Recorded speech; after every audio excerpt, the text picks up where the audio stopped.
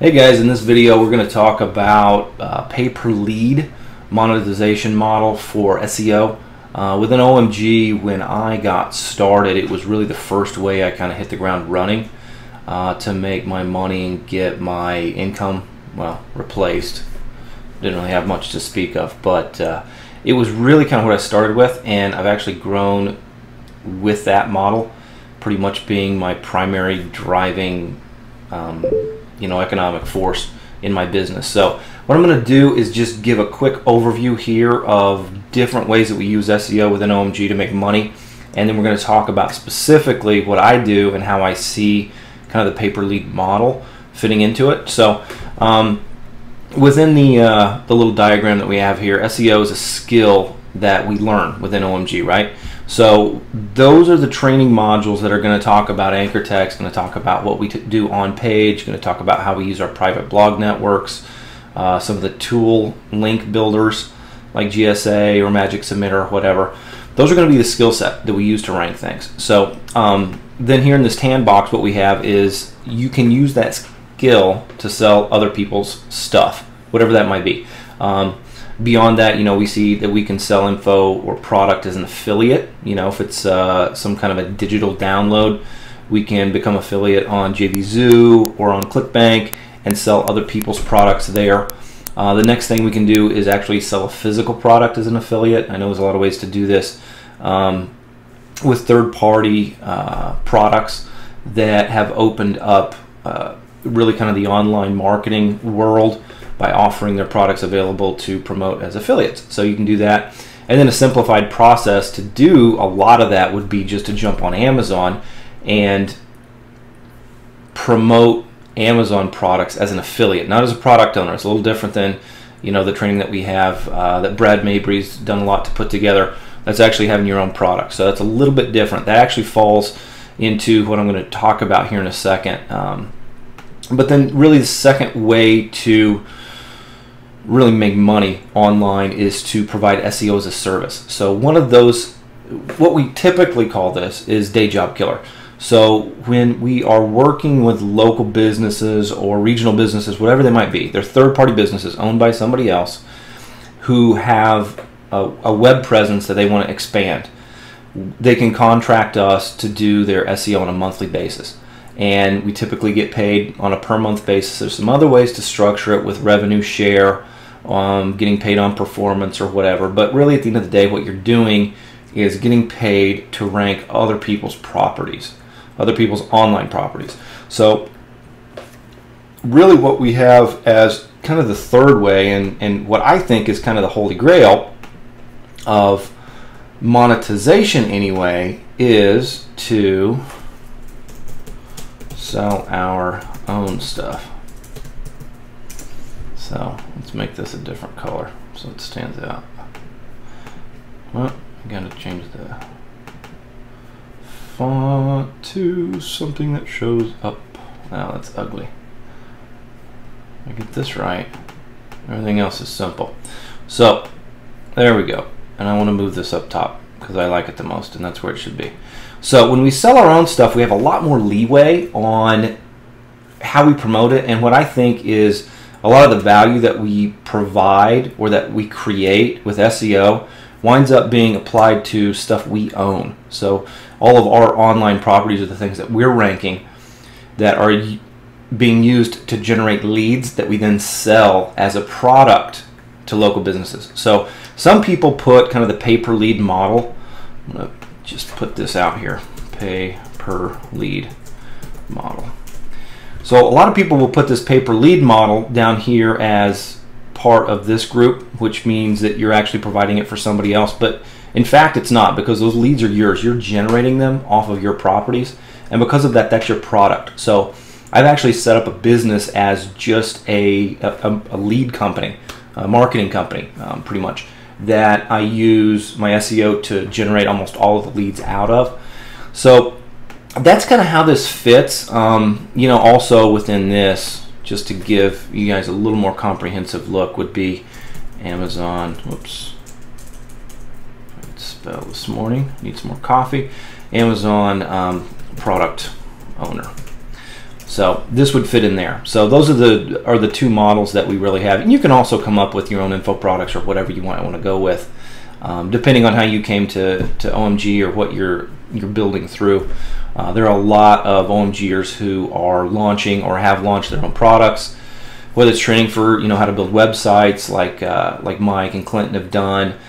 Brian's got some great training. Brian has got some great training on business stuff, meaning this is how you set your business up to succeed, really. So that includes some marketing and things like that. Anyway, that's a side point. What I hope this does is irons out some of the kinks that I ran into when I was building this business, and really streamlines the process for you guys. Because one of the things that I can't really describe how important it is figuring out what you're going to use SEO on to make money with, and then coming up with a strategic plan that fulfills that and that's scalable. So those are two things that, just kind of on the business logistics side of things that you really need to think about. And pay per lead, for that reason, is a really cool simplified model to do that fulfillment and systemization and scalability. So we're going to get more into that, and we're pretty much within this little series of videos going to talk about this top green box almost exclusively. Okay, so from here we're going to launch into kind of what the pay per lead model looks like for me, and really how I've set it up, all the little pieces of technology that make your life a lot easier when we're going. I'm talking about call forwarding, things to keep track of the number of calls, how your invoicing works, and then really also the SEO strategy that I employ to make sure that we're kind of covering as many bases as we can. We talk about some things that I do for demographic targeting with multiple sites all going after the same keyword, the reasons I do that and what I've been able to do with it, and then kind of just some targets that I put out there for myself, which were really important, gave me something to shoot for. So I had a specific idea of what I was building and what I was trying to do with the sites that I was building and ranking. So from there, we're going to launch into the next video, but I wanted to give you kind of an overview of how this fits within kind of the monetization style of instruction that we have within OMG, and we'll see you on the next video. Thanks. Okay, so here is a second video that we're going to just kind of give a little bit more walkthrough on what the actual model looks like for pay per lead. There's a couple different options through here, but we're just going to go ahead and take it kind of on the run and talk about it a little bit as we get into it, and then each of the videos that follow up will have the details about how to actually set this up. So this is still a little more overview, but what we've got is kind of a pay per lead model that we are setting up so that we will be able to have as a product leads that we sell to businesses. Primarily what I do is work with local companies, but that doesn't mean you have to. Pretty much any of the CPA offers that are out there, CPA stands for cost per action, are a way to generate leads and to make money on leads. It just depends on where you want to position yourself as a middleman or service provider or whatever it might be. So this is kind of an offshoot of CPA, but we're actually our own product, which is kind of cool because we don't have to cut people in on the margins that we can make for profit. So within this, what we do is position our websites in front of people looking for things. Nothing new there. That's really what we do with SEO. But when somebody is actually searching for a service or product, I have service in here because the things I tend to focus on are service related. Service means that there's an actual physical act to getting the problem solved. So this would be like repair type keywords. It would be anything that has to do with construction, which is what I'm in, that actually requires a physical presence to take care of.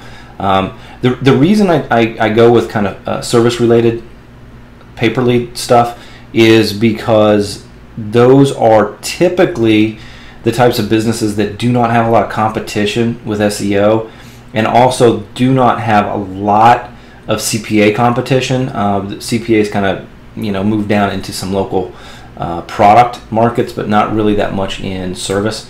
So you're really only going to compete with Service Magic and some of those big, lead generation companies who just kind of use affiliates to generate all their leads for them. So we're just cutting them out of the deal, signing up our own clients and making money that way. So when they find our site in Google, what we need to be responsible for within this model, which is a little different than it is if you're just selling SEO as a service to another company, is that conversion becomes important. So conversion, is one of the key elements that will determine exactly how much money we make with this model. So when somebody comes to our website, especially in local markets, the conversion rates are much, much higher than they are if you're selling like info products, as an affiliate or something from ClickBank. Typically can get 25% conversion rate on some of the local keywords that I go after. And that really comes down to understanding the market that you're going after, what the person's actually looking for and wants to find when they land on your website, and then also then understanding conversion and figuring out where somebody is when they come into your website and where you need to get them to take action so that they become a lead for a local business to take care of. So we'll talk about that some more and what I do on conversion, because there's a couple tricks that are going to save you a lot of time and also give you kind of a structure of, okay, this is the mindset I need to be in now when I'm working on that part. So after we take care of the conversion elements, somebody's going to take action. So we've got our CTA, which is our call to action. And now this call to action is usually, the easiest way to set it up is going to be a phone call. And one of the reasons that becomes very easy and attractive, most of the time if somebody's looking for a local service, they want to be able to pick the phone up and talk to the contractor or the medical practitioner or the repair person that's actually going to be able to come out, or at least a representative of the business. Most of the industry right now operates differently, and this model is specifically designed to take advantage of that. Within the construction field, I can speak from personal experience as well as experience through my network of people I worked with. One of the frustrations of buying leads from a lead generation company is that they are sold to multiple companies and they are processed before the company has an opportunity to talk to them, meaning that the lead generation company will have a call center or some form of data submission processing, so that when somebody calls, it actually calls the call center. That call center takes all their information and then sells that to 6 or 8 different companies, and those 6 or 8 different companies have to fight over kind of the scraps of who will get the sale, which generally quickly descends into a bid war, which means that the companies aren't able to make as much profit as they'd like. I do things differently. I sell my leads exclusively to a single company within a market. What that means is that when somebody calls that phone number, we have call tracking software in place that will actually route that call through our processing, through our server, and have it connect with the local business. Now, the cool thing about that is our server will be able to record the call. We'll be able to keep track of how many seconds or minutes the phone call was. It will tally up, if you've got multiple phone numbers, how many calls are coming in for different phone calls or for different websites or offers that you have out there. And so that really becomes kind of the central element for a lot of the business side stuff, which is keeping track of how many leads you're generating, your invoicing, when to send invoices. The phone calls we use to verify whether the lead is a good quality or not. And then that really just kind of becomes the hub for running a pay-per-lead business. So that is beyond this call to action. So calls forward to business. That's it in a nutshell. There's a few things that are things you can do a little more advanced. I will talk about those, but I'm going to have those as a separate piece because it's easier to kind of streamline the process and get people up and going and understand how this all works before we throw some complications in there. Those complications open up new opportunities, and can let your business run a little smoother, but sometimes they do take a lot more to get in place. There's a couple different options for call forwarding. That's going to be one of the advanced modules as a second type of call forwarding service that we can use. And then some twists on the actual model will be something else that we kind of talk about a little bit. But in a nutshell, what we're doing is just ranking a website for, just call it a local keyword. I'm going to structure most of this training around that, just local services like plumbing repair or something like that in Phoenix. I'm in Phoenix. So somebody looks for plumbing repair in Phoenix. They find your website. The website looks good. It looks like it addresses the problems that they have. They call the number. That number routes through call forwarding. We track it, record it, verify that it's a good lead. The phone actually rings for the local plumber to pick up and say, heck yeah, we can come out and take care of your stuff. And then as you bill, maybe you sell in blocks of 10 leads or something like that. So every 10 phone calls that are verified leads, you send them a new invoice, and you keep the flood of new leads coming into the business. So that's kind of how this all works. From here, we're going to get into the actual training technical stuff. So first thing we're going to talk about, we're going to kind of work backwards, and we're going to talk about the call forwarding elements. So this last piece, which we're going to talk about, first off, something called call fire, and we'll get into that on the next video.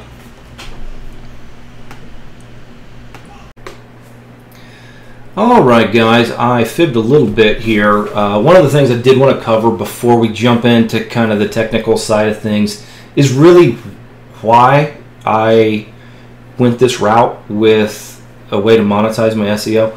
And so this is going to be really more a little kind of quick rundown on some of the things I think are your advantage when going with a pay-per-lead route, which Mike and Dave are really big on.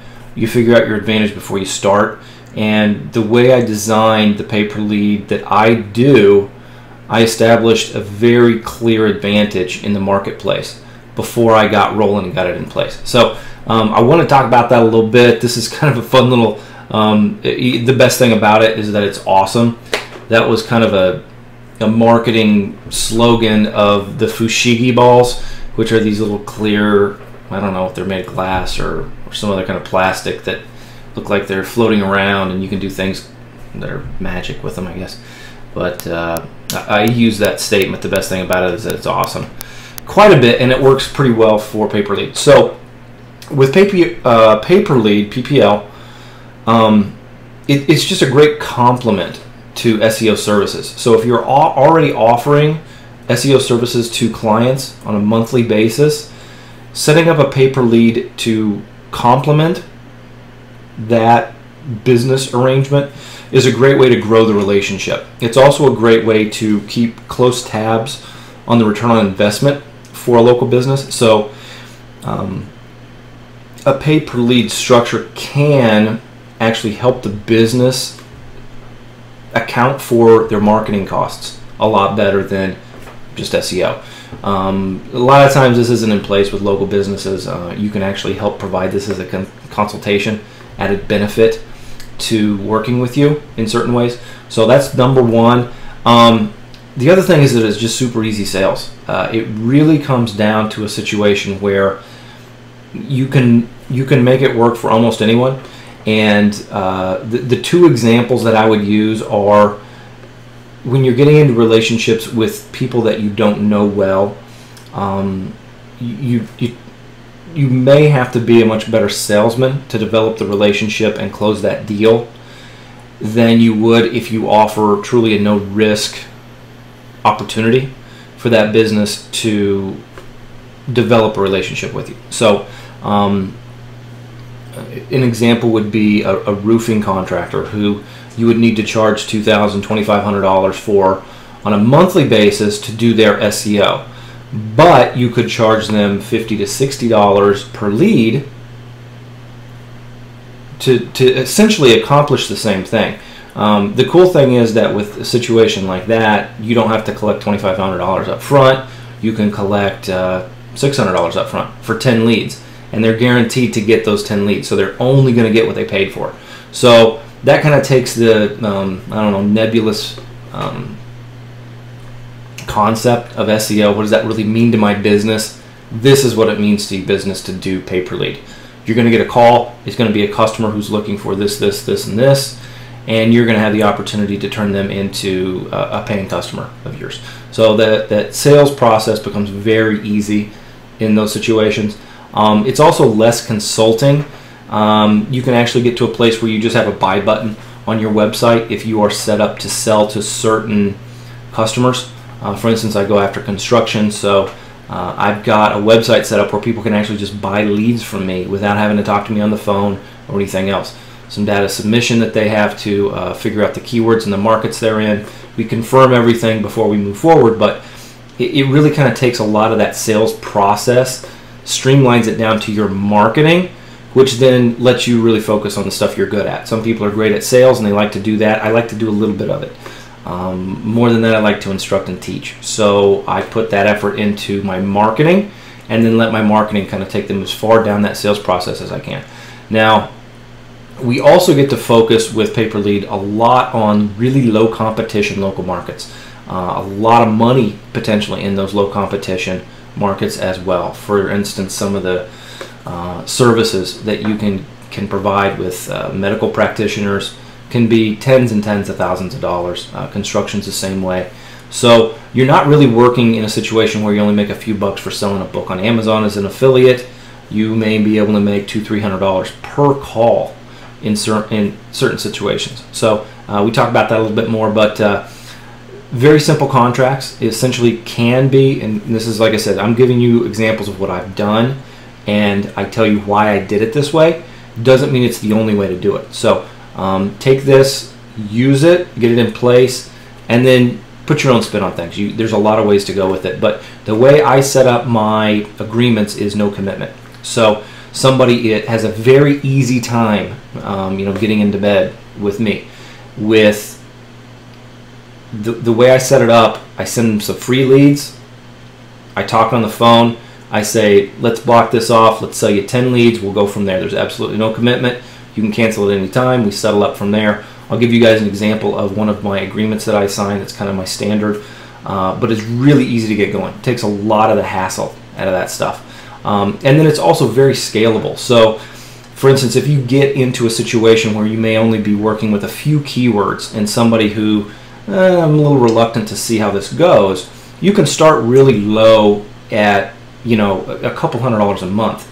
Sell them a couple $100s worth of leads and grow over time, whether that's adding more keywords, adding new geographical markets, or providing other services for their business, whether that's taking on their website, and their online properties as an SEO service provider, or even doing some other online marketing. So I talk about some of that at the end of this module for training. So anyway, I want to cover that just to give you guys a frame of why this is good, and hopefully that'll make the elements as we get to them kind of jump out at you and be like, oh, I see how that works, as a contrast or differently than it would if you're just selling SEO services, or if you're selling hard products or info products or whatever they might be. So that's that. Now we're going to jump over into CallFire. I'm going to show you how to set that up.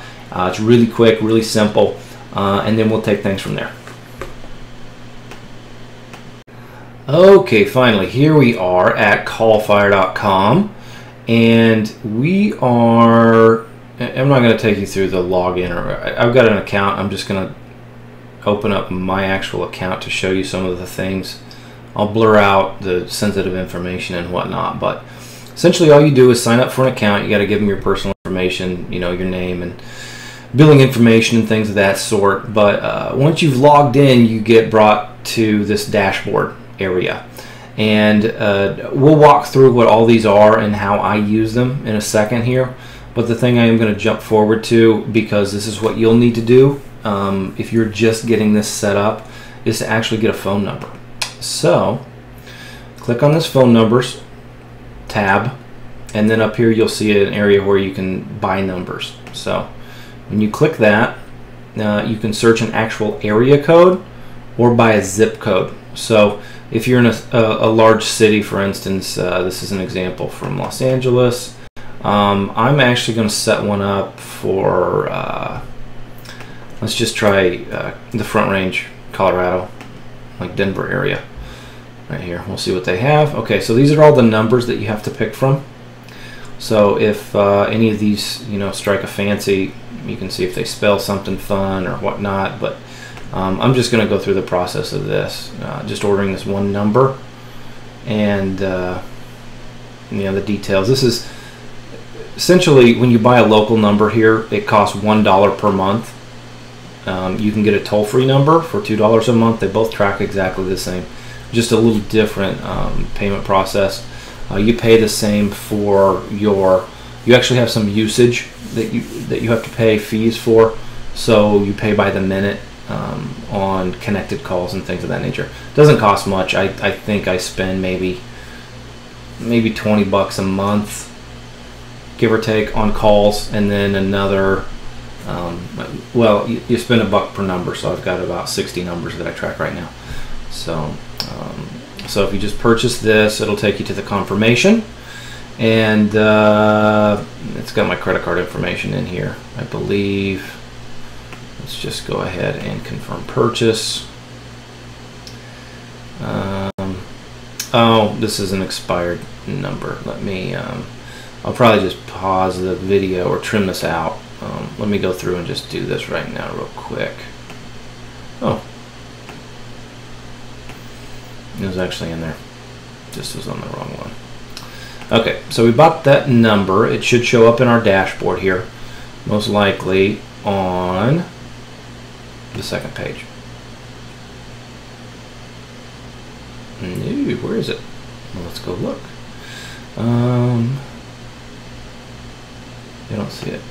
Was it on that first page? Oh yeah, it's on the first page. It's the first number here. So it's set up right now for pending and accepting calls pending. So what we need to do is actually set this up, and that is what will let us configure it. So when we are in the actual phone number here, what we do, it may still be porting over. That's why I don't have full options on it. What I'll have to do is stop the video or pause the video for a little bit until this data comes in, and then we can configure it. Configuring it essentially means that you can tell it where the phone call will ring, whether or not you want to put something called a whisper on the phone call, and whether you want to record it or not. And we'll get to that as soon as this this porting over process takes place. Okay, so I gave that a few minutes to kind of go through, and when I got to a point was where it says accepting calls off. That means that we have the ability to configure this now. So what we'll do is put a checkbox here next to the number that we're going to configure, and then we're going to hit this button for configure tracking. Okay, takes us to a new page. What we want to do is make sure that we configure our numbers individually, and this brings up, when I click on that, it brings up the opportunity for me to transfer this to, this is my cell phone number, so I'll just pop that in there. Yeah, so that's done. So here are the options that I was talking about for configurations. We can record all calls. I recommend doing that. You need to check with your local area to see about call recording legalities. Most places I know of, it is legal to record phone calls. Some places, however, you have to let the caller know that you are recording it. Some places you don't. So certainly not a lawyer, not offering legal advice, but you need to check on that. It's just different from place to place. So in the event that you do need to notify the caller, I'll show you how to set that up. It's real easy, not a big deal. And we kind of go, it blends right into the process, so don't worry about it too much. You can call screen, meaning that someone who makes a phone call needs to press a number on their keypad to actually be connected. I typically do not do that, but it would be a way if you have a phone number up that is creating a lot of solicitation calls, for instance, that you could trim a lot of those solicitation calls out and actually make the caller do something to be connected. There's also built-in voicemail features that will be our voicemail. So this number I just set up, the 303 number, would attempt to call me on my cell phone. If my cell phone did not pick up, it would route back to my server for the ability to leave a message.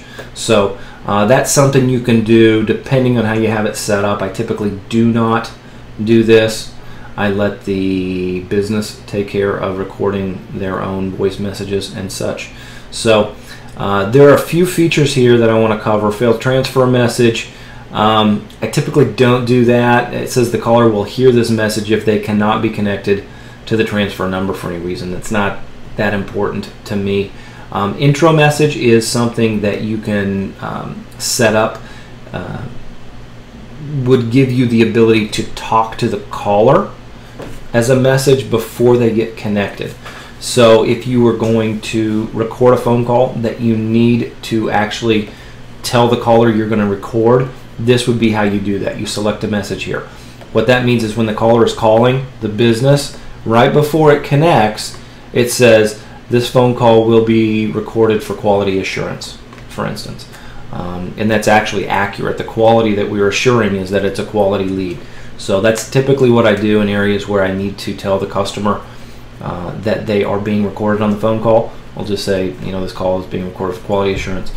This has, if I hit this, I'll show you what it brings up.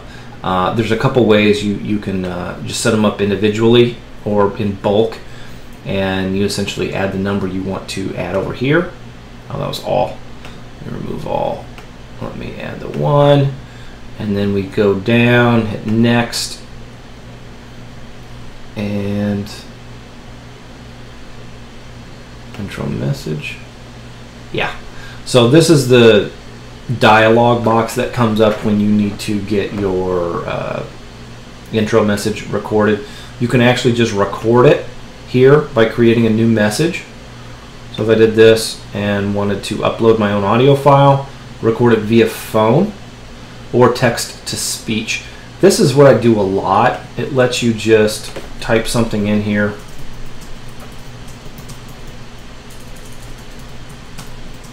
I'll show you how this works.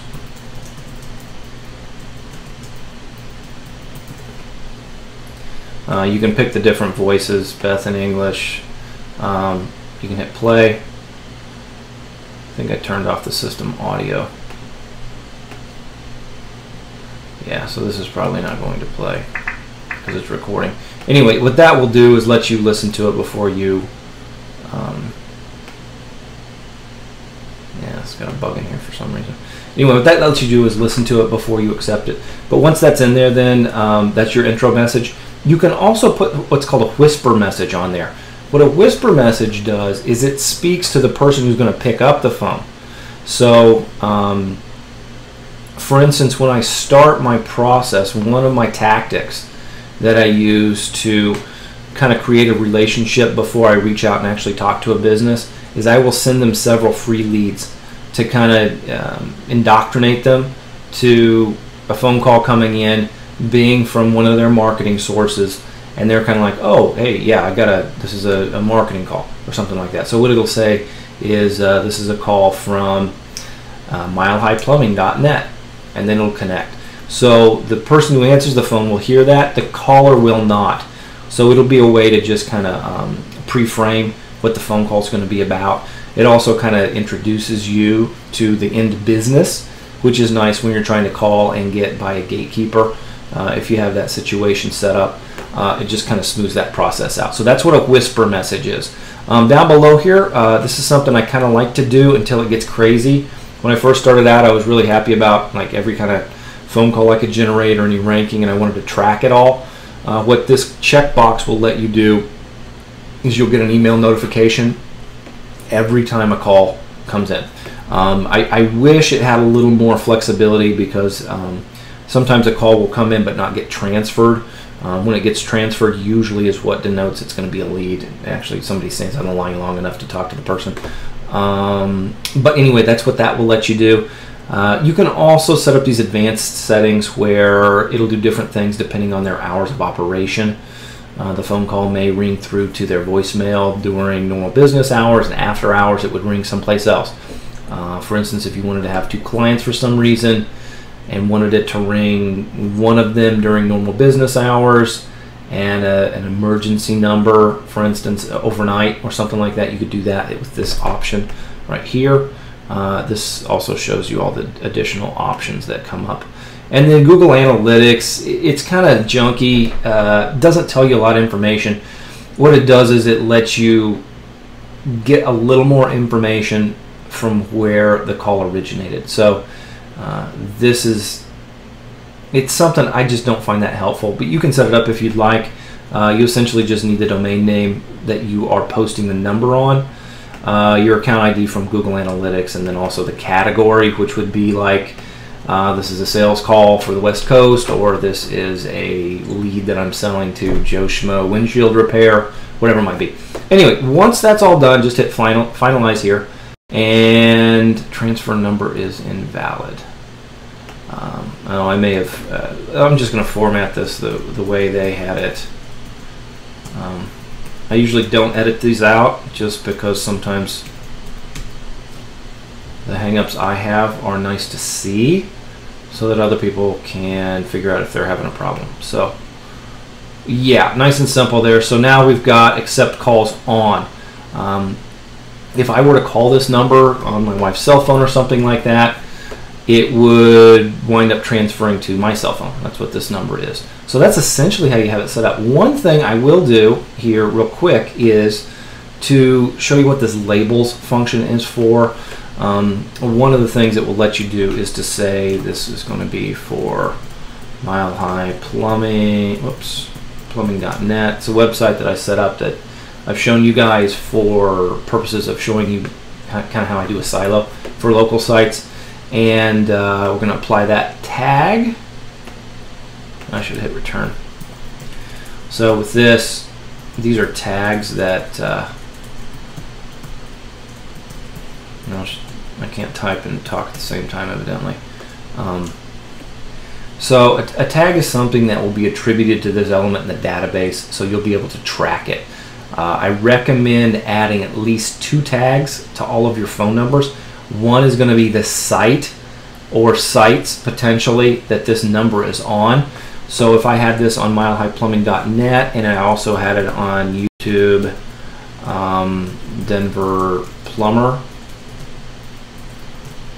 video, I had it on both of those. And then the third, or the second really element that I always tag is who this is forwarding to. So if I had you know, a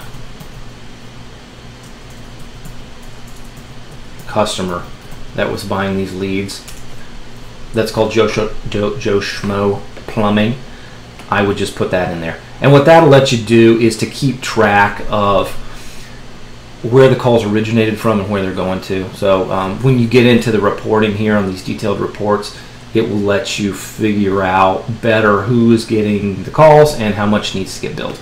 So probably we'll hit pause here and I'll frame up another video for the analytics and tracking.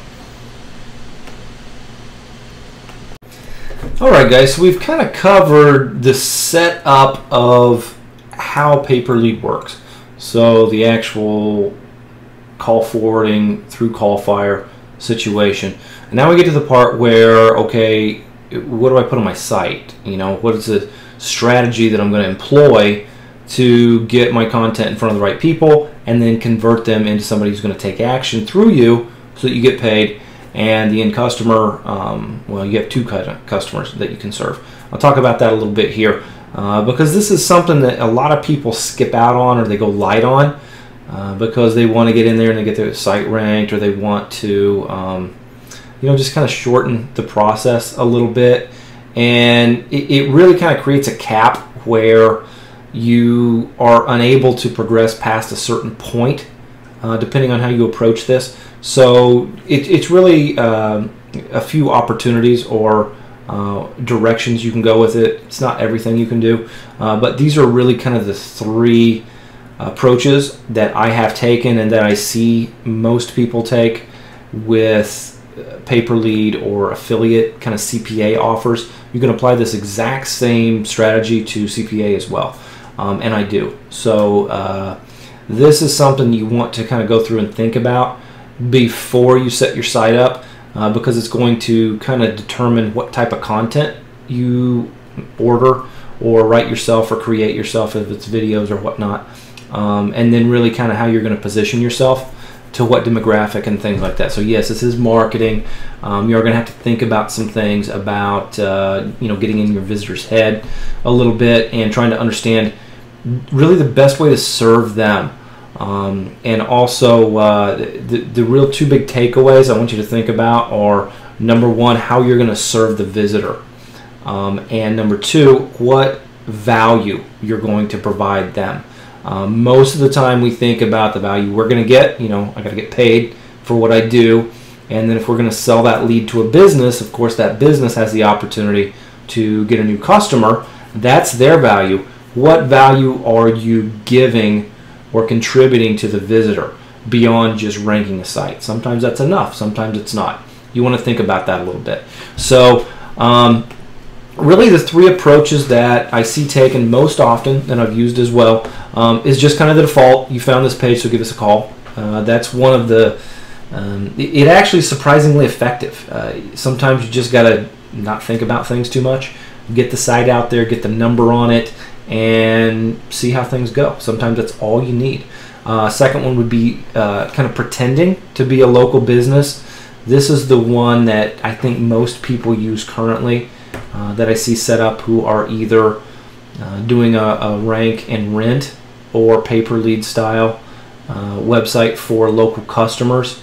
Essentially what you do is you put a website up that's a partial match or an EMD or even an expired domain potentially. Make it look like you're a company that offers the local services, and then just have the phone number ring through to a different local business. The third option is what I like the best. One of the things that I think a lot of us have within OMG is kind of a background of a lot of experience, knowledge about certain products or industries or skills that we might have that we really haven't made as much money out of as we should have. And so what I've done is kind of really focused on this last element, especially with my construction stuff, to become really a resource for the visitor that can work as an advocate for them. So I'll talk about that a little bit, but it really lets me create a brand, really lets me create a premium service that is different than anything else on the market, which lets me sell it more effectively and also build long-term value in my company. So we'll talk about, first off, is just the default call list.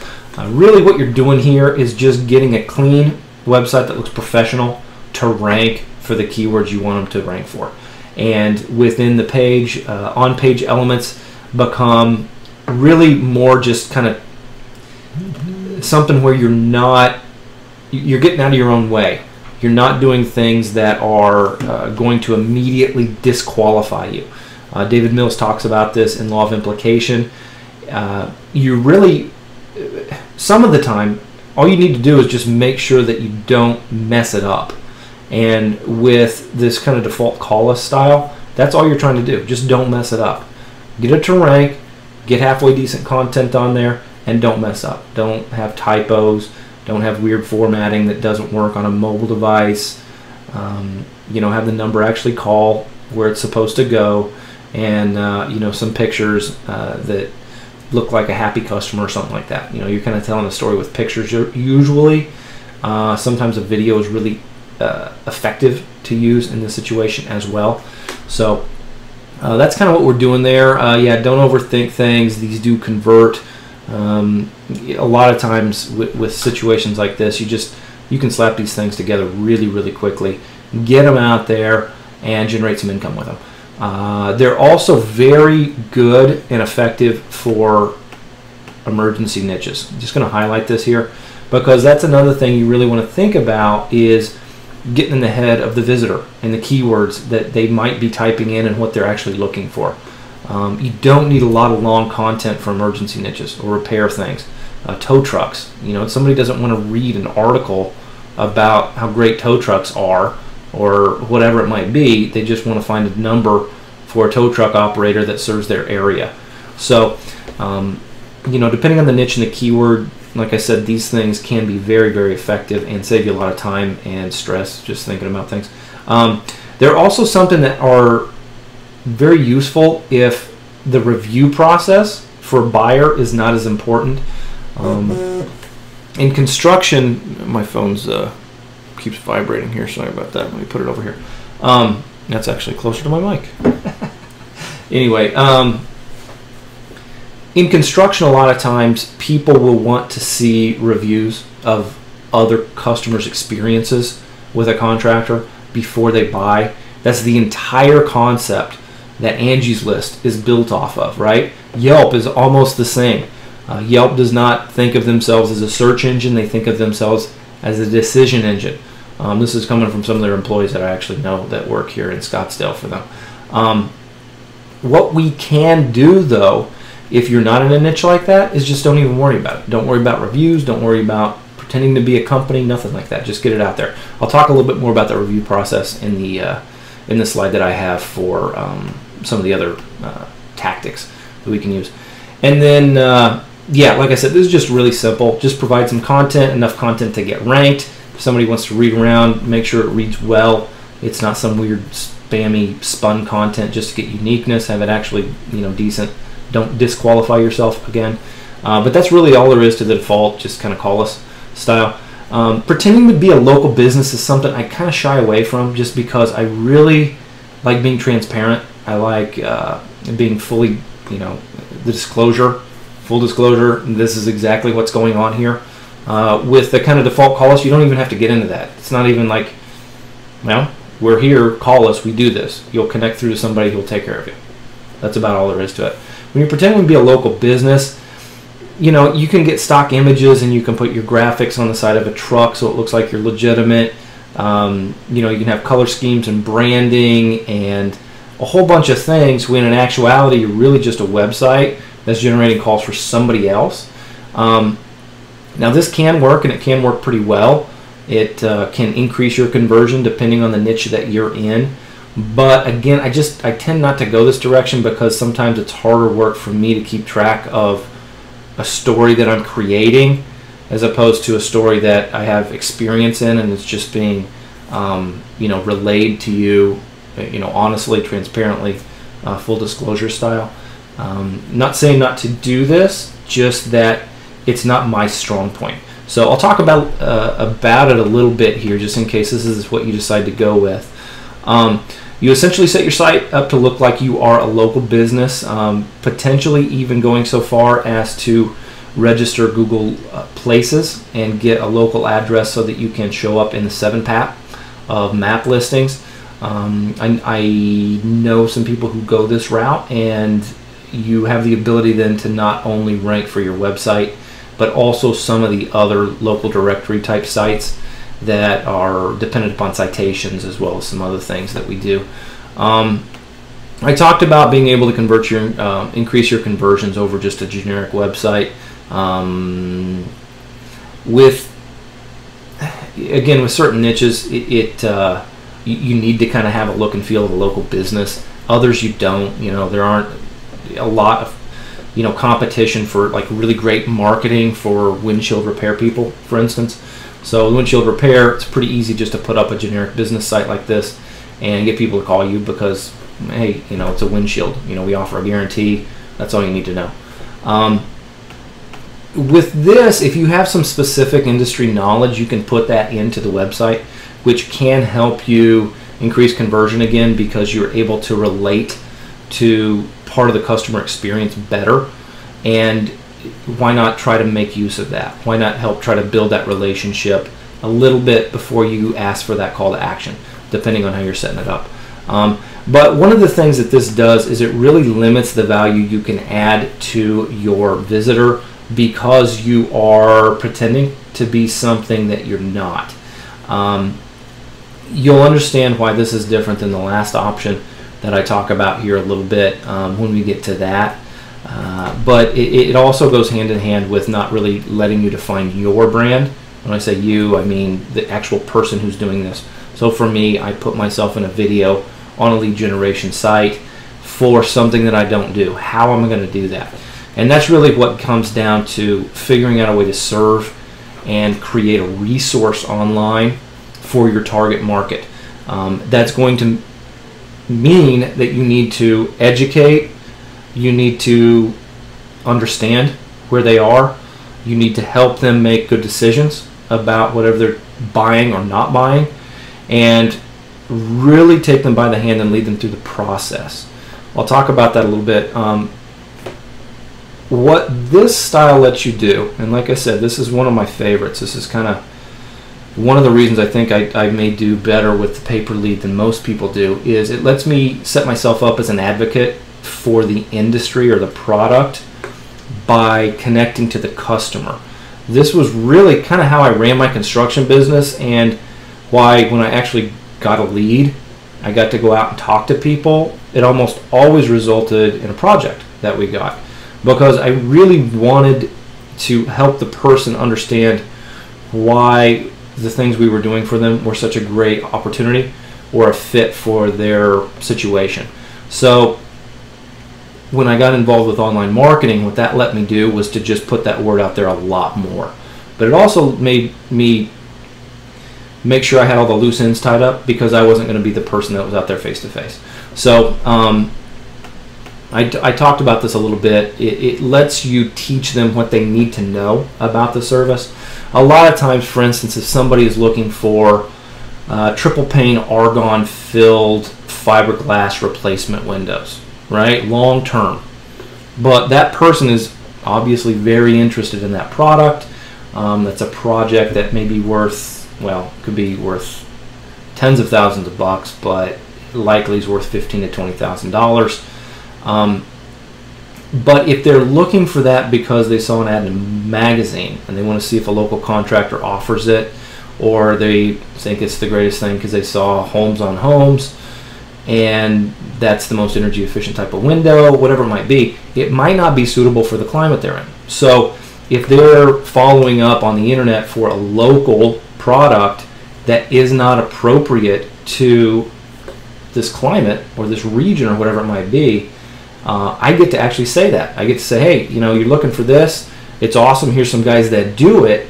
But you really should know that going into this, if you ask for it, they're going to sell it to you because it's a great product and it's expensive, but you might not need it. And here's what you might also be able to get away with and have just as good results, but keep more money in your pocket.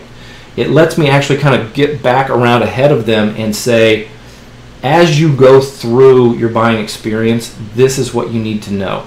These are the numbers you need to look at. These are the questions you need to ask yourself and ask the salesman when he comes out to talk to you about the product or service that you're trying to get. So it lets me really just become that resource, again, that people would actually come back to, you know, several times, even through the experience with, you know, the fulfillment company, whether it's a construction company or whatever it might be.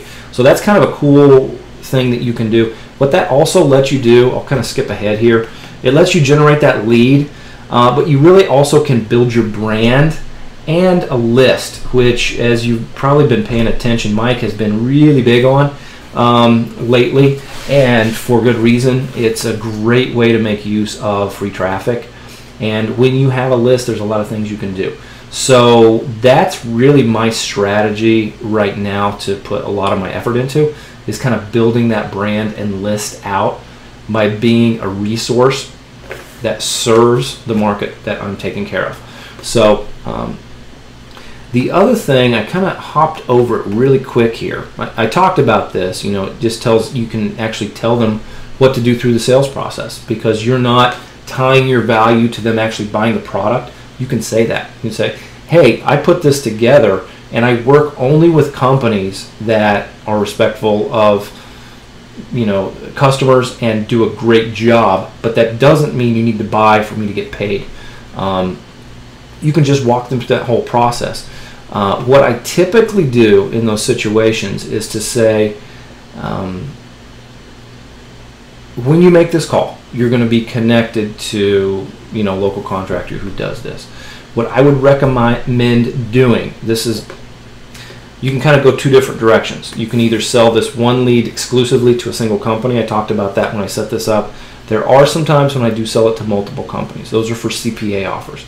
If I'm using a CPA offer, what I'll do is say, by submitting your information here, you are going to be contacted by 3 or 4 or 5 companies who do what you want them to do. What I suggest doing, set appointments with all of them, get all of their numbers, and then from there go to the review sites and see which one of them you want to work with. You know, put all that information together to get a clear picture of what you want to do. So what it does is it lets them take action now, knowing that there's a right time to look at the review sites, shop around, and do some other things. So if it's one of the leads that you're going to sell to a lot of different companies, that's what I do. If it's going to one company, what I do is say, essentially, these are the things you need to pay attention to. You need to ask, yourselves whether this is the right thing for your budget. You need to make sure that the contractor does not paint a picture that's prettier than it really should be. These are the guarantees you need to have in place. These are the things you need to make sure in the contract. This, and this. And so it really just lets me be kind of an advocate. I don't have to talk about the review process quite as much, just because I provide so much value up front that they're like, oh yeah, this is obviously the person that we want to take action through. Whether they wind up circling around and doing something different later on, I can't really control that. But that's how I build it out. So I wanted to cover that here because it really sets the stage for what you were going to do later.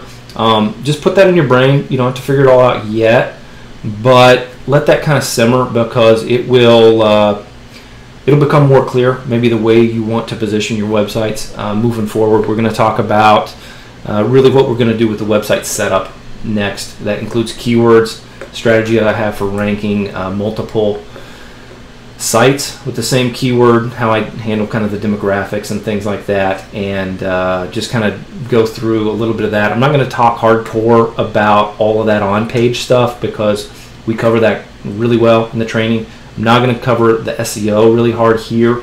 What I am going to talk about is just the strategy for what keywords and markets to go after and how to put those things together to make really an attractive package that you'll be able to sell to a local business.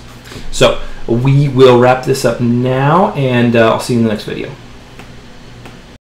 Alright guys, in this video we are going to talk about some of the keyword strategy that I use, as well as how I actually put that into place on my websites. So I have actually created a website specifically for demonstration purposes called milehighplumbing.net. If you guys want to check that out to kind of go along with some of this, it's online, it's live. It's actually a demonstration of what I do for my silo strategy for a website. So we'll talk about that here in a second, but I did want to kind of put that out there.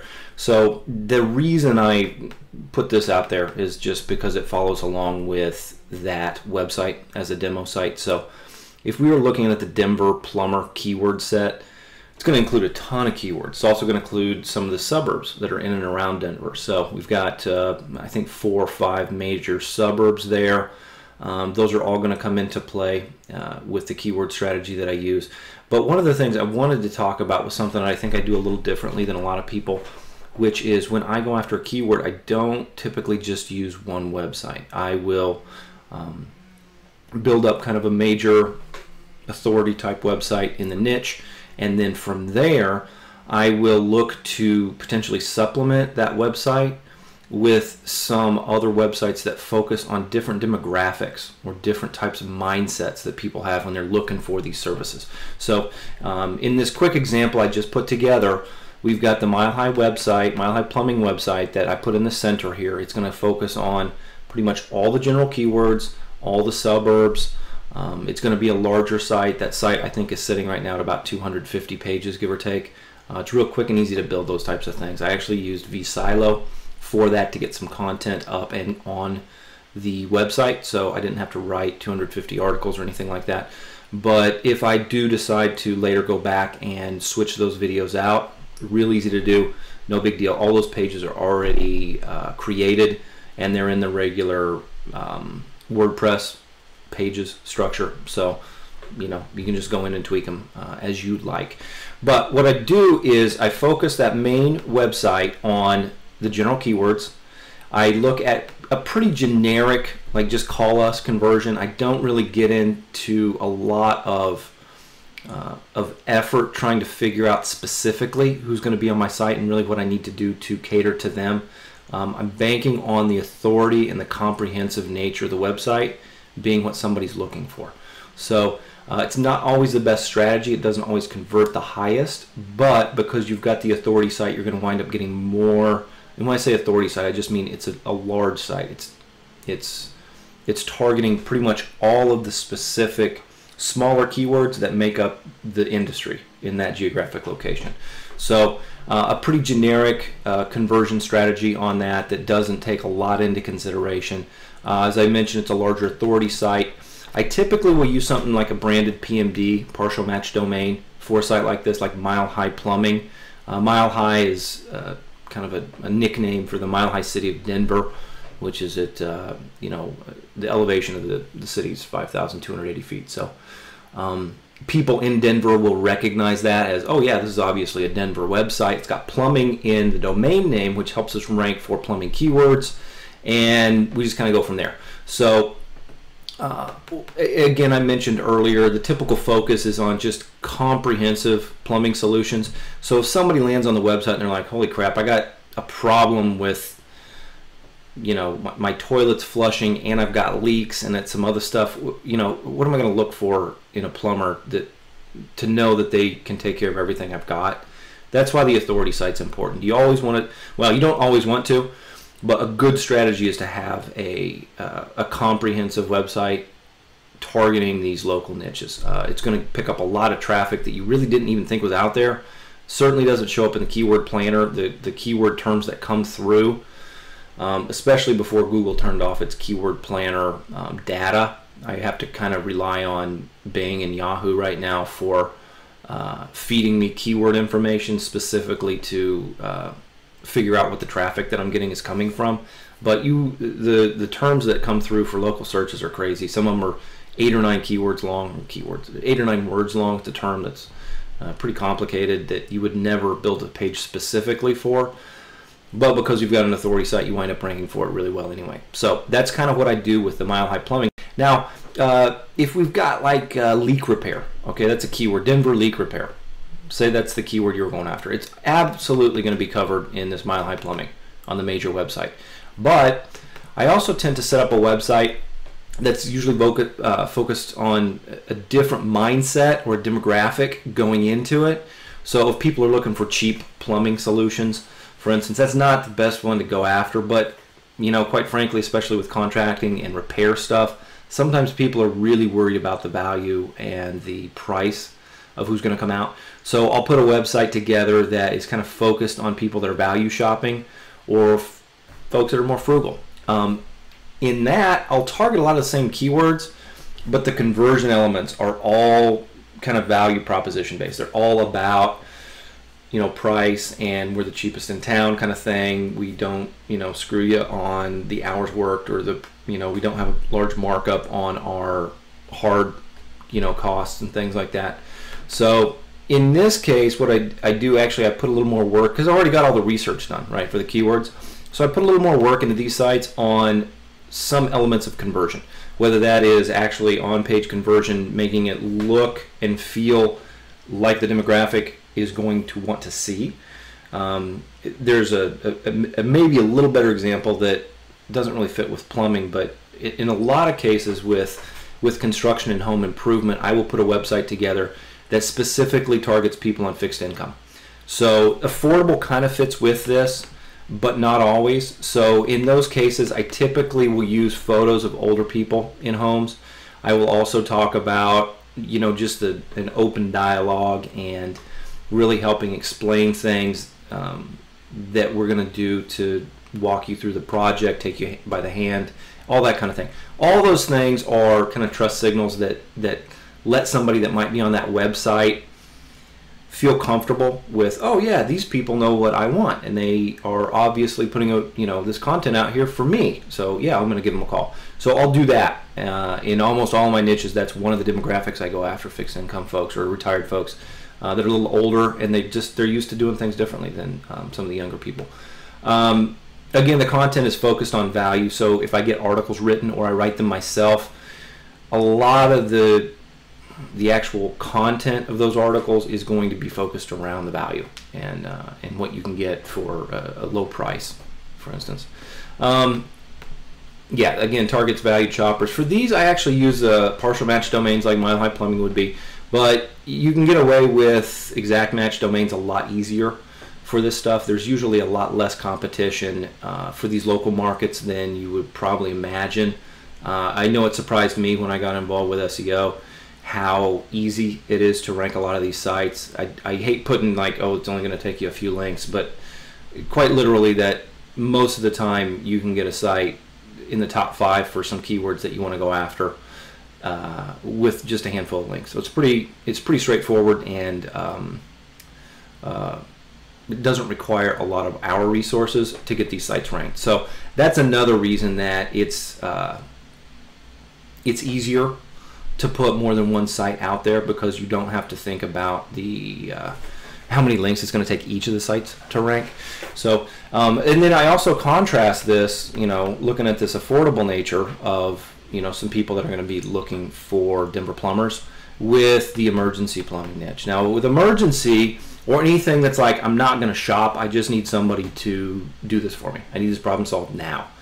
Of course, we focus on the emergency keywords. Real, like conversion, you don't have to do anything other than look professional. Just don't shoot yourself in the foot. Don't mess up. As I talked about earlier on conversion, honestly, that takes you 70% of the way. Just don't look hokey. Usually requires very minimal content for conversion. You need to put enough on there to rank, but usually if there's any articles or wording, it's very minimal. You can actually, I put this down here for a reason, you can utilize videos very heavily for this. It's easier to rank videos in the #1 spot for these, keywords in the local markets. You actually, what I do when I do rank a video, I always embed it back on the website. I link those YouTube channels up with the website if they're emergency focused, which will a lot of times not only get your video to rank well, but also rank your website well also. So if somebody's looking for a video, awesome, it's easy to rank. Sometimes people aren't looking for videos. They don't want to look at a video. They want to read a couple bullet points and have a phone number sitting there that's static that they can say, okay, yep, this is it. So I never, well, I won't say never, I always try to have a couple different modes of how I'm communicating with people. So video, awesome. I love it. Not everybody else does, but because I love it, it's easier for me to kind of put it in place and put the videos out there. So I do videos. I always try to get some written content that's going to work. That includes not only the content it takes to rank, but also what you're going to need for conversion. So a lot of times bullet points, real easy, succinct. I can see what you're about. There's your phone number. I'm going to go and run with this. And then sometimes people want to do some more research, especially with the fixed income folks, people that are older. A lot of times they'll wind up on, the 5th or 6th website before they call. And I know this because a lot of my websites I do not have ranked in the #1 spot when they start generating calls. For me, just thinking about how I use the internet and how I watch people use the internet, most people are going to click on the #1 spot. That doesn't mean they're going to take action on that #1 spot. They're going to go there if it looks good, if it fits, yes, maybe I'll take action.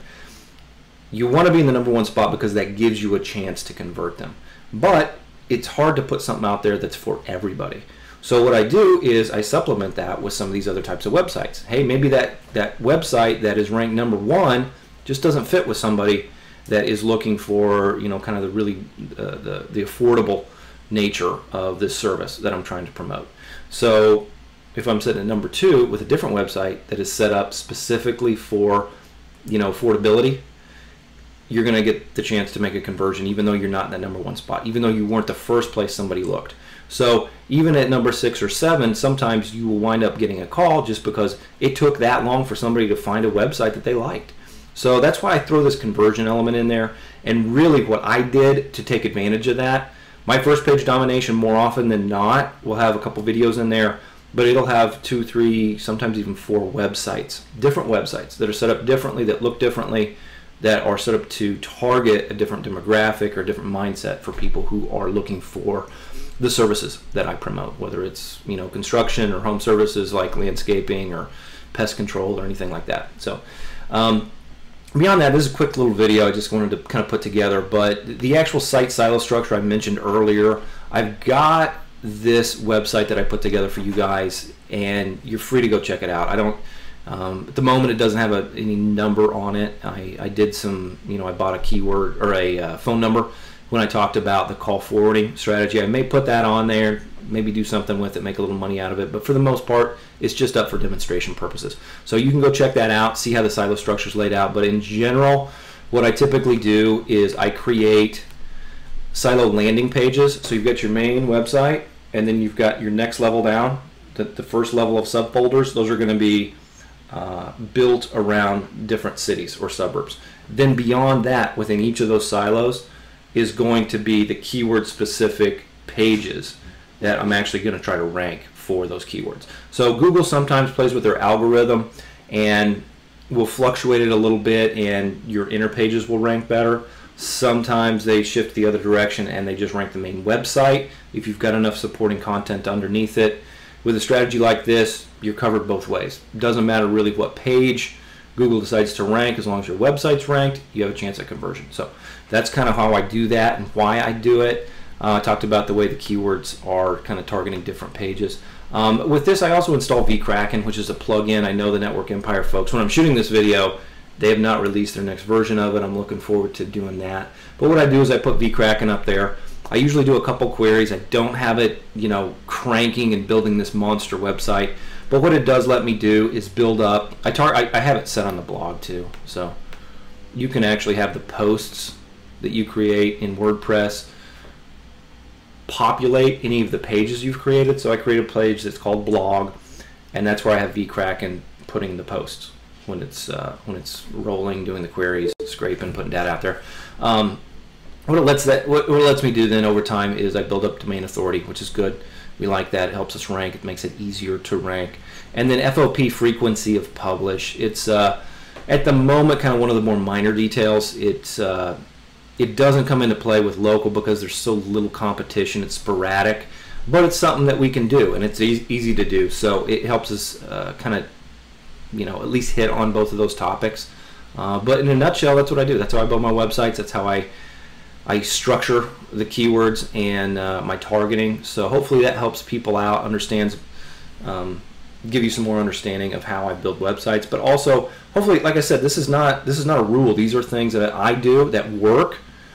Take them, use them, spin off on them. This is, like I said, this series of videos is not really like Greg's, where he's talking about just do this. This is your SEO. Do these things, you'll rank. This is kind of more some of the monetization side of it. So yeah, do this if you want to make money exactly the same way I do. This is how I do it. This is exactly what I do. But there are tons of variations on it that also work well. I know a lot of people in the group do things similar to this, but they have their own twist on it, do really well as well. So just kind of take what fits with you and what you want to put together, what you understand better, and go with it. So hopefully this helps out. After this, we're going to get into some of the videos that I do, and specifically I've got 3 different types of videos that I build that are, one of the problems with videos is they rank really well. They don't always convert really well. So I've got 3 specific types of videos that I build that do convert well, that are easy to make. So I'm going to cover those real quick, just quick video topics, that kind of thing. That lets you integrate that with not only what you want to do with local lead generation, but use it for affiliate, use it for your local SEO clients, whatever it might be. So from there, we will, from here we'll jump into those videos on videos.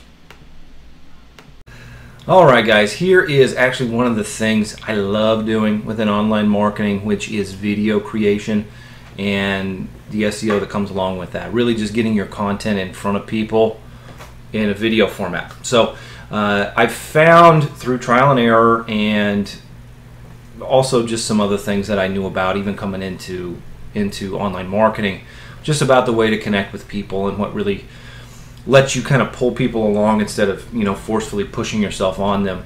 A few of these strategies are things that I used even before I got involved with online marketing in my construction business, that if I would have known about getting my content in front of people better, I probably would still be doing construction instead of this. So for whatever reason it worked out this way, but these are some things that I think you would really benefit from as far as just kind of frameworks to start thinking about for videos. Now with video, you can make videos that are a lot of different types of things. You can make, you know, the little hand-drawn doodle videos.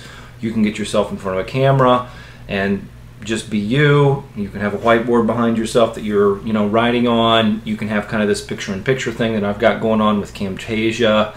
Do the same thing with ScreenFlow.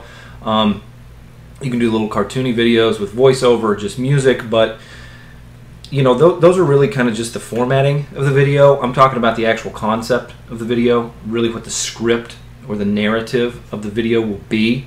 And there are really three types that I really employ heavily in almost any of my promotions, whether they're for local contractors or some of the affiliate stuff that I do. I also do this way. So without, you know, holding up the video too long, I'll just jump right into them. So one of the things that I found a lot of success with when I, you know, with my previous business in construction, but also the business before that, was creating content that helps a person choose more wisely. A lot of times when people are investigating or starting to look into a new high-end product, they don't really even know what they don't know yet. They actually go through the process of researching what they need to know, and then will go and try to find a company that does those things. So when somebody's first starting out, a search on if you were going to get involved with like a ground source heat pump, okay? Ground source heat pump is something not a lot of people know about, but it's a highly efficient way to heat and cool your house.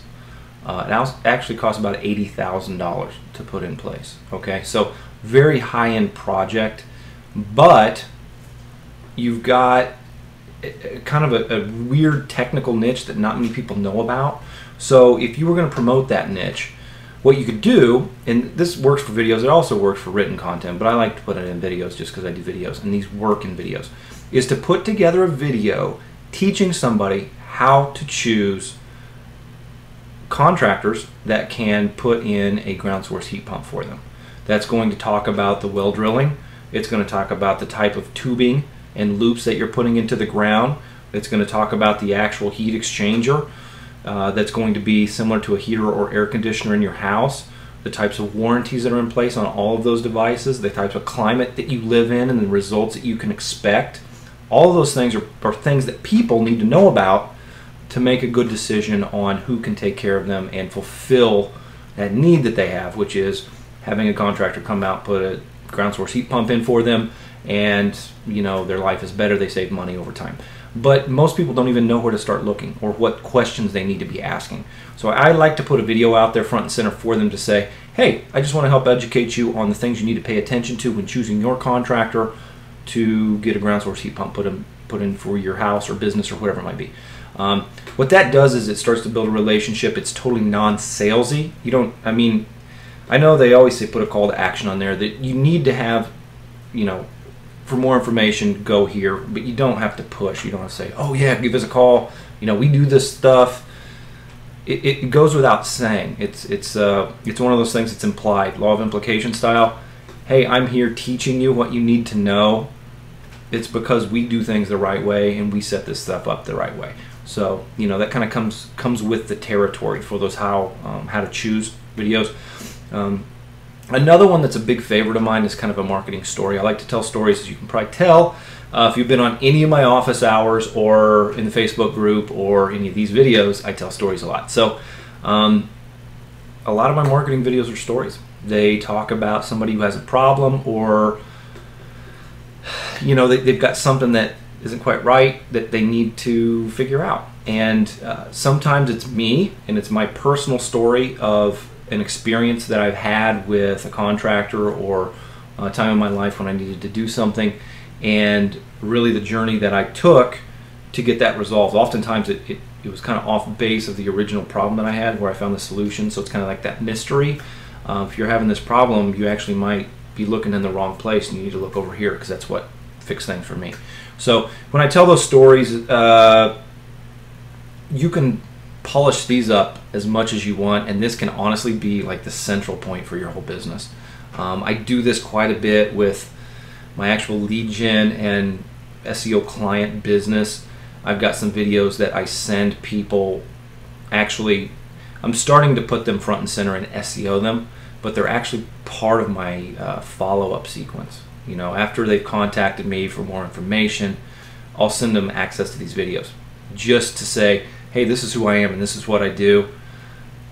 If this doesn't resonate with you, it's kind of, you know, why don't we just not waste any more time with it. I make it actually kind of hard to work with me. I don't want to grow really large. I want to get the right clients because my life is what I'm trying to build here, and I don't think there's a lot of separation between work and personal, so I want it to all work in harmony. So anyway, you can check out the Escape Velocity SEO video that I've got out on my YouTube channel for what a video like that might look like. But you can also just say, hey, you know, I'm creating some kind of little cartoon video for Joe Schmo, who owns a local business, and he's got a problem because he doesn't have enough new customers coming in, and his cash flow is tough, and he's looking around, and things are kind of starting to look bleak. So he jumps online to try to find a solution and looks for Houston SEO services. And sure enough, there's a business comes up for Houston SEO services. He gives them a call. Here's all the things that we do. Joe Schmo and his business say, yes, this is going to work for me. Put it in place, and voila, Joe Schmo sitting around in a big pile of money, and everything's great. So it's kind of a story. It takes people on a journey, the experience that they can expect when taking the next step, when kind of moving through this. So it paints a picture of this is what this trail looks like. So a lot of what I do online, probably within the group as well, is I like to be a guide. I like to say, hey, I've been there and I've done this, and this is what you can expect. Let me help you have a good experience with this. And so I do that with my storytelling in these marketing narratives that I put out in video, or even in written format. They work great with video, though. That's kind of what this is about. But you can take any of these stories and apply them over to written content as well. No problem at all. My favorite at the moment, this is something that I don't know many people are using, but it's something that is incredibly powerful. Okay, so we all know these testimonials are great, right? OMG Machines uses a lot of them with the earnings reports and things. It's like, holy crap, all these people are getting these amazing results. You can see it right there, right? And I want to join that. I want those kind of results too. So a lot of people will kind of downgrade that and just do a testimonial. You know, somebody, hey, I just went to this event and I'm in front of a camera. Hey, you know what? You should come to this this great event because I learned about all these cool things, and it's going to make my business better, and you should just really come. I can't say enough good things about it, right? That's really cool. You know, if you can get a lot of those in place, definitely helps your conversion, definitely helps, you know, start to build some expectation about what you're going to get on the backside. But I think an even more powerful way to do that is to shoot a thank you video. This actually kind of comes in with the stuff I've been talking about recently in the group about just being a good person. You know, when I grew up, we had to write thank you notes for everything that we got, you know, and in business or as an adult, a lot of that gets lost. And, you know, for whatever reason, I think it's just good manners, but the cool thing about it is it's incredibly powerful marketing. So one of the ways I go about doing this, and this is kind of, you'll see kind of how elegant and cool it is after I get through talking about it. When I need something done around the house, right? I don't do construction anymore, but you know, if I need landscaping done, let's just pretend I need landscaping done, and I call somebody to come out and, you know, give me a quote, walk through, let's see what you guys do, let's get a price on it, let's go, let's do this thing, right? I'll go out and take some pictures of my lawn before and let them come out maybe 1 or 2 times, get things all spiffed up, trim it up, make it look real pretty, right? I'll go out and take some more pictures. I will go then back and put a video together that has kind of before and after pictures, and I'll put a video out on YouTube and say, hey, you know, my name's Joshua Fletcher, I live in Phoenix. I actually just kind of wanted to do a public thank you here for this amazing landscaping service that I used, and this is kind of what my lawn looked like before. I've had these guys out a couple times, and it looks like this. And more than anything, I just wanted to publicly thank them. I think they're a great company, and a lot of times we just don't thank people that do good work anymore. So I wanted to do that for them. I actually put their phone number here on this video if you want to give them a call. Either way though, thank you guys, you're awesome. Wrap up the video, took 35-40 seconds. You're going to generate a ton of calls. What that also lets you do, after you start generating those calls, you get your landscaping done for free. Because you go back to that business and say, hey guys, I put this video out there for you. I don't know if you've got anything from it, but I'd love to generate some more leads from you. I love what you guys do. You do a great work, and I want to kind of promote that. So in that way, it's like this ready-made lead generation. That's I put some things out there for prospecting, and I'm going to talk about prospecting in the next video. But one of the things I use for prospecting is just things I need in my own life. And if I'm working with a local contractor, I love promoting people that I know do good work, because that means I'm making the world a better place, kind of thing. So on that note, we'll kind of wrap up here, because we're going to get more into that prospecting and how this thank you comes into play there.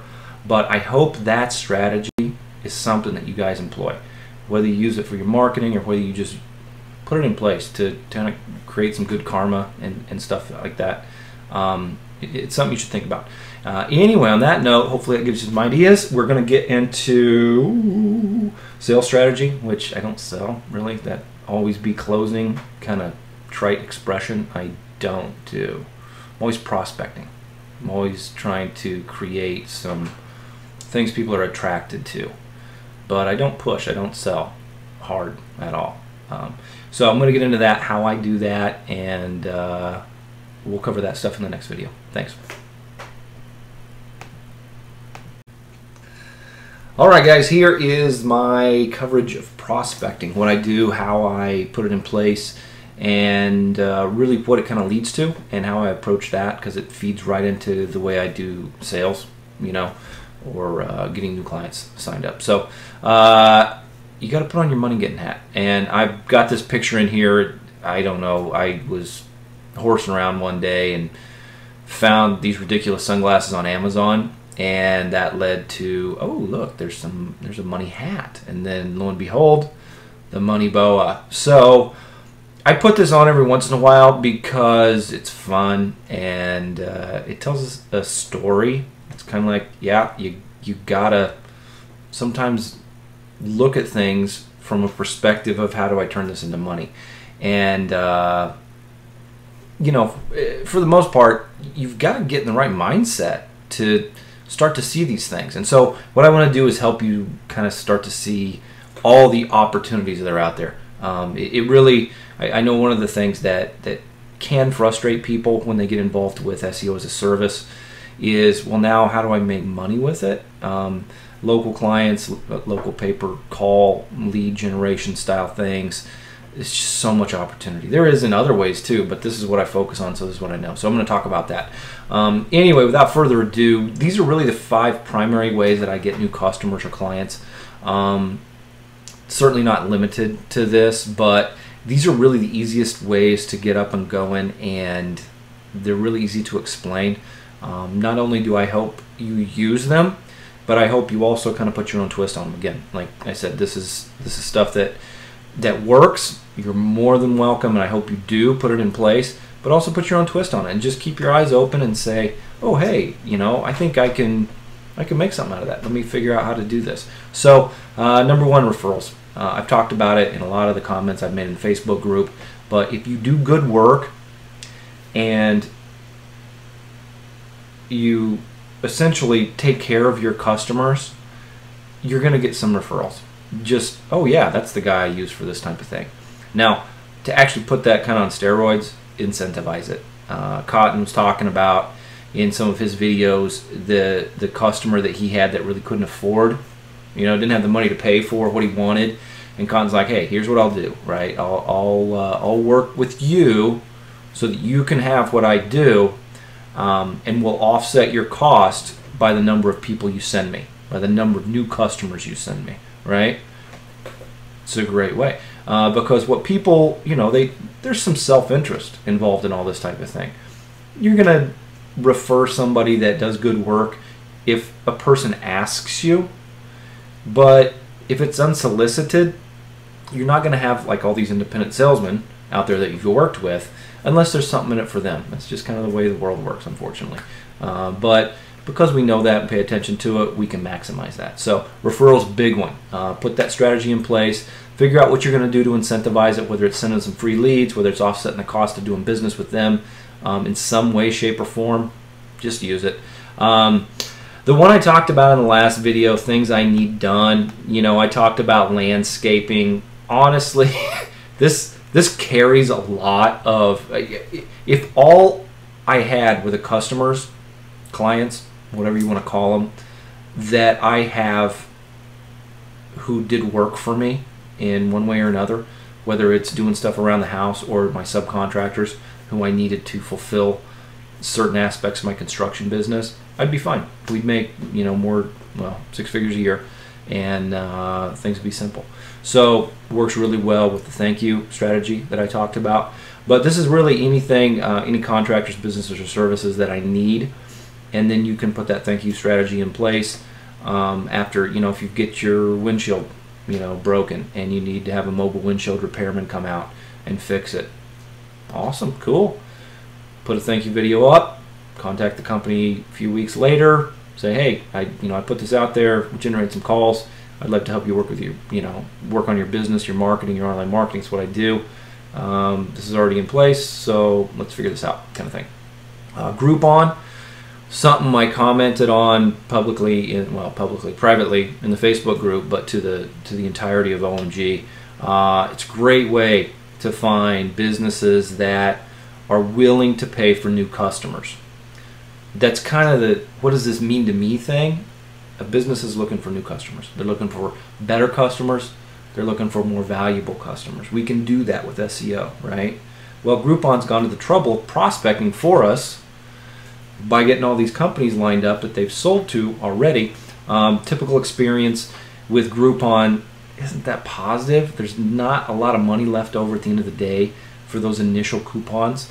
And unless the company really has some great retention or some back-end strategies with that coupon, they're going to kind of get hosed a little bit. That's just my personal once removed experience with companies that have used Groupon, is that got a lot of people in the door. At the end of the day, it didn't mean a lot of money in their bottom line. So you can take advantage of that. I actually, I talk about the business before construction. I did site selection and feasibility studies for large organizations, renewable energy, wind farms, but also corporations, and where they were going to put their businesses. So one interesting thing I'll tell you is that Lowe's Home Improvement, they don't have anybody in their company that figures out where to put their new buildings. They just wait for Home Depot to figure it out. So they have totally eliminated a pretty costly aspect of their business by just saying, oh, Home Depot figured it out, let's just go put something in across the street. So it's kind of what we do with Groupon. Let Groupon go do a little prospecting. We'll just kind of tag along on the back end, give better service, and get our customers that way. So Yelp paid advertising, something else kind of very similar to Groupon.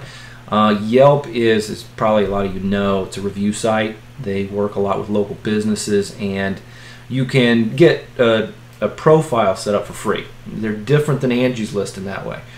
You can set a business profile up, you can put pictures up there, you can get reviews, all that kind of thing. If you want them to promote you, though, you got to pay some serious money. And those are the types of people I look for, because they're willing to pay for money, they're familiar with paying for money for online marketing, and it's just, they've done the prospecting for you. Yelp has gone out and figured out the people willing to pay. Now, it doesn't always lead to the best, highest paying clients. But if you're looking to get started, it's a great way to do that, because what can we do? We can rank their Yelp page in Google, which is a huge benefit. If they've already got a great page, it's looking good, they probably put some work into it, right? Because they want it to show up in the Yelp paid listings that they're paying for. Why not rank that thing on Google? So that's what we can do. It's where you can start. You can go from there. You can generate more leads. You can do SEO work for their website, put videos out there, all that kind of stuff. Leads to whatever you want to go with. And then really one of the stables that I have, if I want to get into a niche that I don't need, that I'm not seeing a lot of coupons or web presence for, I'll just send leads to them. I'll build the website. I own the website. I pulled all the content on the website. I'll get it ranked. I'll get it generating calls, and I'll just start forwarding calls to that business. I track them. I record them, and I put a whisper. Whisper is essentially something that the business can hear when they pick up the phone before the call's connected. So it's like, hey, this lead is from Escape Velocity SEO or from such website. And then the call's connected, and they can, take the prospect on, get them in their sales, situation, their sales funnel, whatever they got, and they get some free business. Now, what that lets you do is when you follow up with them and contact them to become a customer of yours, you have already given them value. You've already proven that you can do what you say you can do. That's one of the kind of humps you got to get over when you're selling somebody, right? Prove that you can do what you're telling them. Regardless of how bad they need it, they need to know that you at least have the ability to fulfill before they'll take action with you. So this is a way to kind of get around that, to put that in place. It also just kind of generates some goodwill, which will tend to open more doors than if you're just cold calling, prospecting, unless you're really good. Like I said, that's not my world. I don't do it. So I looked for things that fit within who I was, that I could put in place, that I wouldn't have to become somebody else or act a different way and become less genuine. So really everything I do, this goes on with sales. Like, this is me. Like, I sit there and I'm kind of just talking off the cuff. I've got the technical aptitude and I can show them results, but I'm not all polished. I don't have slick scripts or anything like that. It's just, hey, this is real. Let me help your business. This is going to be awesome, kind of thing. So hopefully that gives you some ideas about prospecting and getting some clients set up and going, because what we've covered up to this point, that's what you're going to do for them. But you still got to get some people who are willing to pay you. So this is how you line those people up for sales. It's really what I just said. I might talk about a couple things. I'm probably going to give you guys my lead purchase agreement, LPA. Got to make an acronym for everything, right? But it's real simple. Just a single page, talks about what we're going to do for them, how it's set up. I'll show you how it kind of fits in with my strategy for keywords. Opens up a lot of doors moving forward. You don't have to get people signed up at super high dollar amounts. You start out wherever you can, get an agreement signed, and you can go from there. So really low stress, really easy, kind of a great situation to put in place. So we're going to cover that next. And then after that, we're just going to cover real quick invoicing, which we're going to go back into CallFire. I'm going to show you that little piece that you can see what calls came in. You can listen to recordings and things like that. And that's about it, guys. So like I said, hopefully this gives you a lot of opportunities. Feel free to ask me questions about things of that nature. But next we're going to jump into that, I guess, kind of, the sales strategy, which really just comes down to that lead purchase agreement and what I do setting that up. So we're going to cover that next. We'll talk to you soon. Alright guys, I've gone ahead and decided to give you a template for my lead purchase agreement, which is essentially what I get signed when I follow up with these businesses in whatever way, shape, or form that happens through my prospecting channels. Like I said, this is a document. I'll put it out as a PDF. You can copy the text and format it however you want it. This is it. I'm going to read through it just to give you guys kind of an idea of how it reads. I'm not a lawyer. If you guys want to do something that's more legally sound, go for it. Like I said, this is a simple thing that I do. It's really easy to get signed, and it hasn't caused any problems for me yet. Doesn't mean it won't, but like I said, I guess you got to disclose that this isn't legal advice in any way. But it works, and this is what I do. So what I've gone through here, anything that's italicized and bold is something you should replace. So client's going to be whatever business that you are approaching and are getting signed up to use your either SEO services on a monthly basis or the pay-per-lead model. This is really structured for the pay-per-lead model. It's kind of what this whole thing is about. It's really what I focus on too. So client's just going to be the client you talk about. Your biz is your business, whatever that is. If it's you as an individual, you can do that. So as you can see here, what I did was italicize and bolded out everything that you replace. For your biz, you can just do a find and replace once you copy and paste this into your own document. Just says your biz agrees to forward niche and specific service. So you know, like if this was the chiropractic website that I've talked about before, that I had out as kind of an example, it would be your biz agrees to forward chiropractic and spinal decompression service leads to the client in exchange for financial compensation. So what that does is it sets your baseline, right? But you have this huge potential above that. So like with that website, that's one of the things I'll do is build a very specific website that's easy to rank for keywords, started generating a few leads, and then from there you can grow into a lot more. This kind of sets the stage for growth later on. Like I said, I like a real easy sale and growth with a relationship over time. I don't like to spend a lot of time selling and prospecting and doing those kind of things. So when I meet with somebody, it's to sign, it's not to sell. This lets me do that.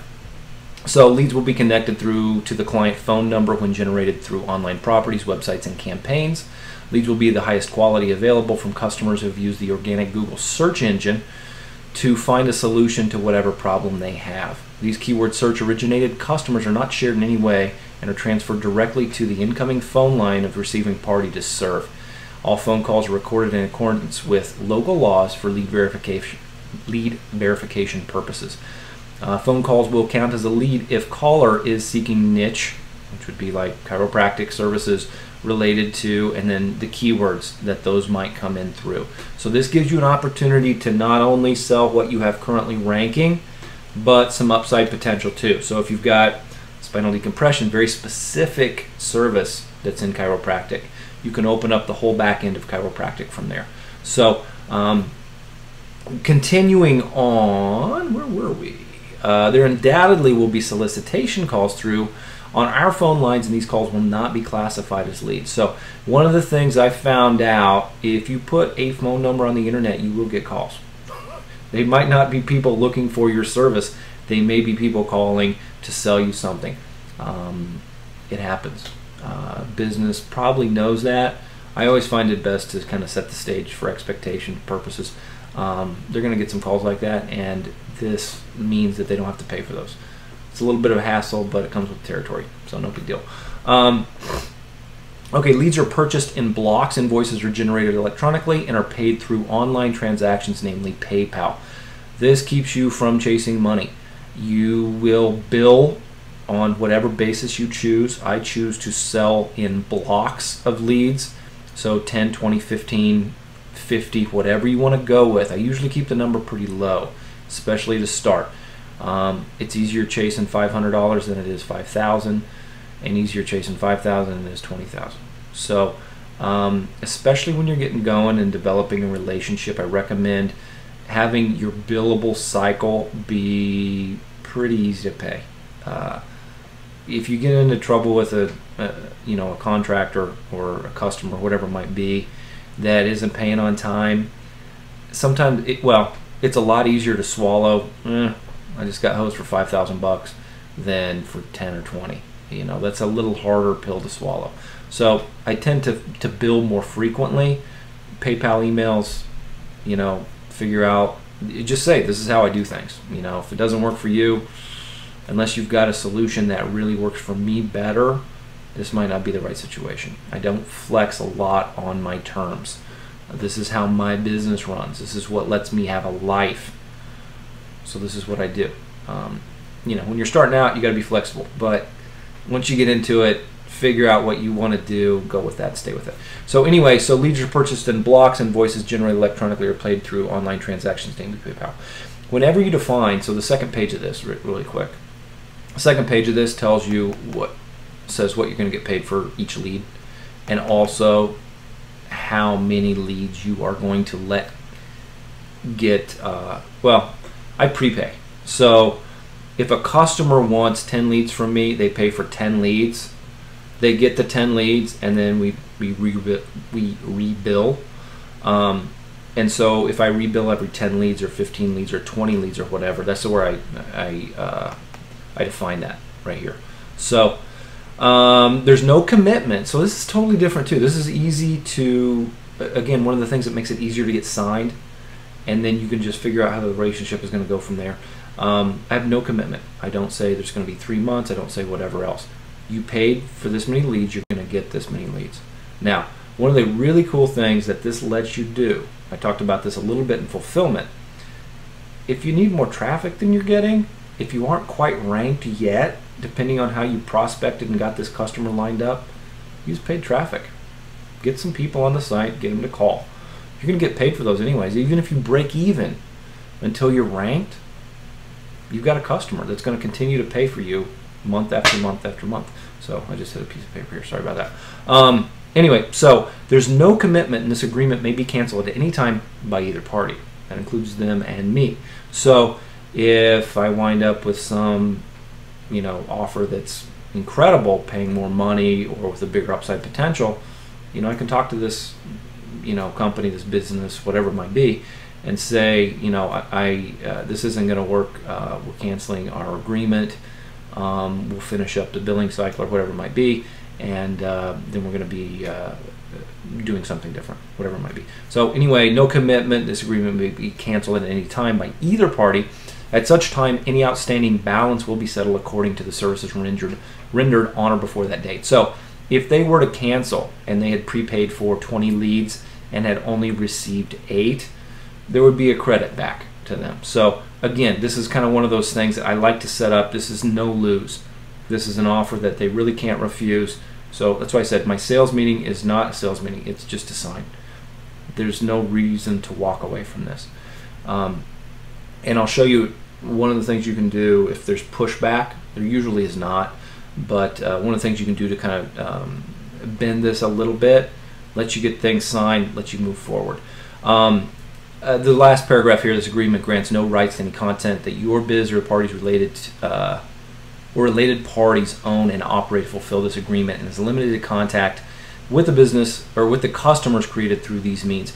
So one of the things that you'll encounter at some point in time is a company who thinks they own or wants to own whatever websites or videos or whatever that you're putting out there to generate these leads.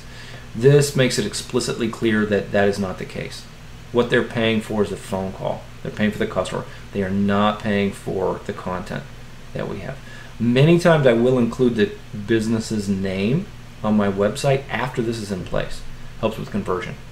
But again, with the rest of this paragraph, while agreements in effect, your biz and related parties working on their behalf may use material referring to the client in conjunction with and limited to lead generating for the client according to this agreement. So you've essentially just set the stage to be able to use their business name in conjunction with the websites that you've got in place. You don't have to, but you can.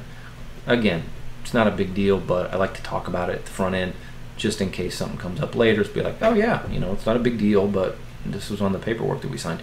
So second page, essentially just a few pieces of information, price per lead, okay? This is something you're gonna have to figure out. I talk about pricing a lot. It's very elastic, okay? The leads, the way I set myself up in that first part, okay, there are not lead generation companies that do that, okay? There's a lot of ways to go about setting up a lead gen company that you can be wildly successful with, okay? You can set up a call center, you can own the lead, you can sell it to 6 or 7 different companies, and quite frankly, you can get paid more per lead than what I generate, okay? But my leads are higher quality. Hot leads transferred to a business are always going to convert better, going to mean more money in the business than something they buy from someone else. Every experience I've had, purchasing leads from someone else, every experience that any of the people in business that I know who have purchased leads will tell you the same thing. Getting the phone to ring at the business is what most people wish they could have, okay? It doesn't exist out there a lot. So the way I set my business up was to cater to people who are frustrated with that model. I'm not saying it's the only way. It's the way I do things, okay? So you can go the other route. You can sell it to multiple companies. You can set up a call center, process the lead, even make the sale on your own, okay? But this is how I do things. And you'll probably see some benefits. Doesn't mean this is the only way to go, okay? So price per lead, you set that, say it's $50. I'm gonna bill in blocks of 10 leads. That means I walk away from today after getting this signed with a contract for each of us, or an agreement for each of us, and a check for $500. Okay, so you need to make sure that you know what phone number to send it to, because at times, you know, you just want to make sure that it's going to the right place. So the main business phone line, maybe that's perfect. Maybe this company is a little more wary of kind of what's going on and they want it forwarded to a different phone number, okay, just to keep track of how it goes. So just make sure you ask, get it here, no big deal. And then also you want to make sure you have the email address for a person authorized to pay online with a credit card for these leads, okay? Something you need to talk about once you get to this place. It's foregone conclusion, this is something that's going to happen. Make sure you get that information, okay? They know they need to pay within 3 days to continue with this style of thing. I don't bill monthly. I don't like that. You can, but I don't. I bill in blocks of leads and I prepay for that. So this is how I do things. You can change it up, you know, for whatever you want to think might work better for you. Client signature, your signature, and that's it. So that's my sales process. I'm gonna sit down from across from somebody. We talk about things. However we got to this point, through whatever prospecting means I've employed to get to this spot, we can talk about it, and we can laugh about it, and we can talk about their business, whether I've used them or not, the thank you, all that kind of thing, all comes into place to build that relationship, so that this is just a continuation along that line. So that's kind of what I do. That's my sales process. Sometimes before that, I will send them a video of my story or things like that. I will sometimes send an email so that they know what to expect when we have a sit down, to just say, hey, make sure that you know how many more calls you can handle on a weekly basis. Make sure that you have a phone number that these leads are going to come in through, and somebody within your business that is authorized to pay for this and that's aware that this is going to be one of your marketing channels. So it really sets the stage for, I'm just showing up to sign paperwork and to make sure that you have your questions answered. This isn't a sales call. Sales already made. You want this. So that's how I handle that. Makes it really easy. It's quick. Usually people kind of chuckle, giggle, laugh, shake hands. We walk away, and you just start making money. So after this, I'm going to cover one more thing really quickly, just invoicing. It's a section within CallFire. Lets you look at the records for the calls that have come in. You can verify each of them according to whatever parameters you've set up. Within this lead purchase agreement, you can add a little information to say, oh, a call's got to be 35 seconds long, some other filter method that you want to set up that lets you classify it as a lead more quickly. But within the CallFire records, it's pretty easy to tell if somebody wants a service or if they're trying to sell you something. And those are the two calls that you typically get. So I usually leave that out just because it's not necessary, but you can add that in here. It'll let you more clearly define how you charge for the leads. I just leave it like it is. So we're going to wrap this video up now, and we're going to jump over in the next video to that the record keeping in CallFire real quick. I'll show you kind of how it works. You can figure out your invoicing and billing on your own, cater to what you want to do, but I'll just show you that piece of the software. There's some other software that I'll probably shoot videos on in the future that let you do a few more things, but this is how easiest way to get up and going. Keep it simple. Keep it something you understand that you can go in. Keep your fingers on all the moving pieces until you learn it. Then you can kind of scale it or figure more automated systems. But for the time being, I run my business very personally. I have some client contact almost all the time, and especially setting things up, I like to be able to describe all the moving pieces to somebody. So I like to know what to do to go in and check on things if something comes up. So on that note, we'll see you in the next video. Hey guys, we're back over here at CallFire now, which is the call tracking and forwarding software that is the easiest to set up. It's one I used when I started. I still use it. I've got within CallFire, I think I have about 60 numbers.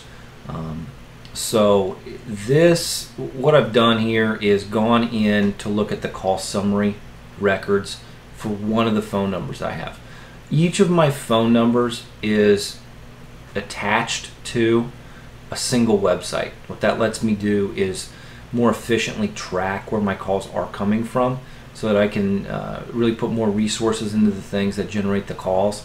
A lot of times search volume is a little misleading in what the commercial intent or your commercial or your conversion prospects are going to be for keywords. So by keeping each of the numbers associated with only one website or video for that matter, it lets you more efficiently track that. Now if you were just going to look at this, you're probably not going to get blown out of the water, right? Okay, so I've generated just going through here. Okay, so the blue is an actual phone call that started. Only the green ones are transfers. Transfers means the thing connected and there was actually a conversation that happened. Okay, so we're looking at 1, 2, 3, 4, 5, 6, 7 phone calls. This is over the last month. Okay, you don't have to take over the world with each website. This website is set up to target a keyword that gets 100.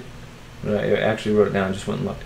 Gets 170 searches according to the Google Keyword Planner tool on a monthly basis, and this site is ranked number 7 for that term. Okay, it gets a lot of traffic from shoulder terms and things like that. Well, I say a lot, it gets some, but I mean, you don't have to like be ranked number 1 for 100 keywords to generate a phone call. The other cool thing, each of those calls is worth $85. Okay, so what did I say? 7? There's 7 calls right now. 1, 2, 3, 4, yeah, 5, 6, 7. 7 phone calls, $85. What is that? It's like $700. Okay, for this website. The company that this site, this phone number is forwarding to, I'm actually forwarding off of 15 different websites. So this is only one of the online properties that I have set up that is forwarding calls to this company. This company, typical billing on a monthly basis is going to be somewhere between $5,000, $6,000, $7,000 based on all the different websites and videos that I have generating leads for them. So it takes the pressure off. You know, it lets you say, well, you know, if I can build a website that generates $300 a month, you know, what's your overhead on that? You know, pay attention to your actual business metrics. You know, the site costs, say, $10 to host. This one has pretty sure 2 links going to it, and it generates $700 a month. You know, I wrote the content myself. There's no overhead there. You know, I do have, I guess, capitalized cost from just joining OMG and that knowledge, but it's a profitable website. And a lot of mine are just set up to generate, you know, if I can generate, this is actually really, I'm happy with it. You know, 7 calls a month, awesome. You know, it's going to be a situation where you don't stop there, but you don't have to have, you know, the mindset that you're going to take over the world with every website. So I wanted to kind of share that with you. This is also where I go on a monthly basis, or actually I check CallFire quite a bit, usually at least once a day, and that lets me keep track of when to bill. There are some other opportunities online that lets this be more automated, but we're not going to cover that here. That just confuses things. You need to have your finger on the pulse of your website, and not only how many people are going to that website, but how well it's converting, how many calls it's converting. So this is what I use. This is what I used for the first 15 months that I was using kind of the pay-per-lead model, and it worked great. It kept my life simple. It was extraordinarily profitable, and it let me see what works and what doesn't. So I highly recommend it, especially for people just getting started. It's super easy to get set up and keep track of how many calls you generate. And then this is all just kind of back-end records. So you go in here. If I were billing on a monthly basis, I would send these guys an invoice for the calls that were generated off this website, but also the other calls that have forwarded to them from other phone numbers that I have within this account. So when you set up an account, you can have multiple phone numbers. You saw that in the other videos. This is just one of those. But this is the section, it's called Call Summary, that you can go back and see what your records are for how many calls you generated. You can actually go through here and hit Call Records, and we'll just click over here real quick. You'll get a rundown on how long the phone calls were over here, and you can click on Details. Pretty sure this is it. Yeah, and listen to the recordings. So this 14-second phone call that was made on the 21st of August, 2014, you can listen to the recording of it. And 14 seconds is pretty short. It might not be an actual lead, but we could listen to it and see. I'm not going to do that right now in case it's somebody that leaves their phone number or message or something like that, depending on a lot of things. I tend not to open up my records that much. But anyway, that's how all this works. CallFire is a great solution. Highly suggest using it to get started for sure. And that kind of wraps up this entire module. Let me see if I missed anything. Yeah, that's pretty much it. So once this is done, keep track of your bookkeeping. All right, it's something that's business side. We don't talk about it a lot.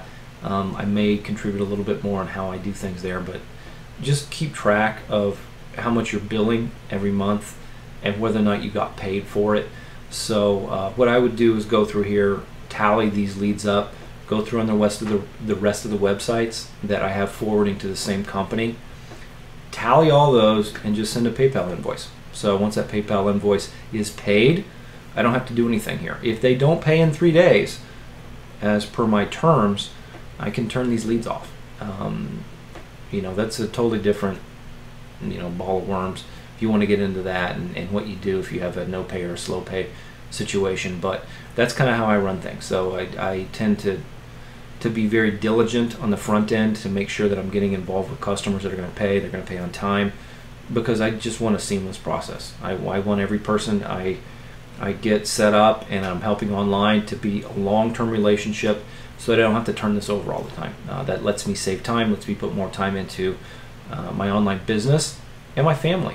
That's my life. So hopefully this series has been something that has given you some value, given you some ideas.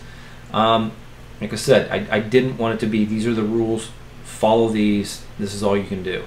This is meant to give you ideas. It's meant to have you a framework for these ideas to fit into, and it really is the nuts and bolts of how I run my local lead gen business. So on that note, wish you the best. If there's any questions at all, hit me up in Facebook or on my office hours. More than happy, and it's really what I'm here for, to help people through the process of guiding them, online on the journey that they want to experience. Hopefully lead gen is something you guys want to take on, but a lot of these methods can be applied to SEO as a service, on a monthly basis. If you're going to rank for My City SEO, you can use a lot of this stuff there too. So on that note, wish you the best. I'll talk to you guys soon. Thanks.